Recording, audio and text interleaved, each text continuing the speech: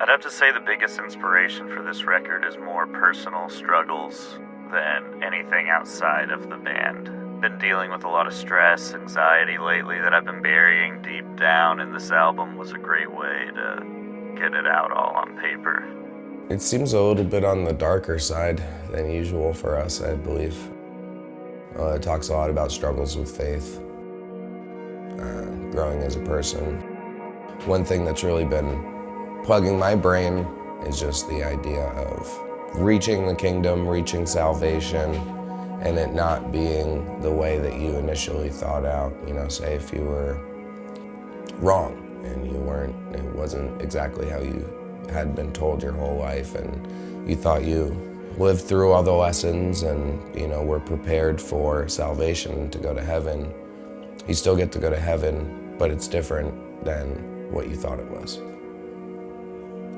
Are you then upset that you were wrong, or are you just happy you got to go? I think society's wrestling with a problem of ideas right now. The song Price of Agony is about how this country's so divided politically, when in reality a lot of us have so much in common and could actually be friends with each other, but we hate each other due to political differences, and it's absolutely insane. Personally, stress, anxiety has always been something I kind of bury down, and I act like I haven't managed really well, and for the most part I think I do pretty well at masking it, but when you bury problems, they're still there, and they get bigger and bigger. And sometimes you can have a healthy release to get rid of them, and sometimes not so healthy. Fortunately for me, this record was a healthy way of releasing it. What I'm stoked on is like the season of life that we're in as a band. You know, we feel like we know our fan base. We entered this record cycle knowing what we think our fans want. And what we think our fans want is something that we're stoked to play. But I think the hardest part with metalcore is making sure that it has the energy and it has the way to capture your attention, but it's still interesting and artistic. But it's not so overdone where people are gonna be like, oh man, I don't like this. This doesn't sound like Fit for a King. It sounds exactly like Fit for a King, it's just a better Fit for a King.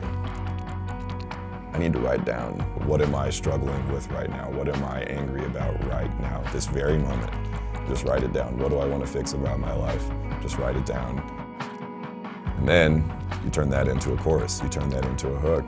And then I say, okay, am I gonna go in my studio and just scream my head off and try to record this thing, sound like a caveman for an hour, and is that what I'm about to go do? Yes. And then I write a riff underneath it, and it's like, finally I have something that sounds like it can land on the next Fit for a King album. When people dig into the lyrics of this album, they'll understand how much personal everything in this album is versus Death Grip. Death Grip was definitely tackling more worldly problems and opinions on things happening in the world, while Dark Skies is definitely stuff that's going on inside of our heads, inside of my head. And I think when people read it, it's going to be more relatable, because I believe that I'm struggling with things a lot of other people are struggling with. I hope this album is therapeutic for a lot of people, and not in a way that it solves all their problems and all that, because a lot of these songs don't have happy endings. But I hope it helps people understand that there's other people going through these same issues with depression, anxiety, and stress, and that they don't have to go through this alone.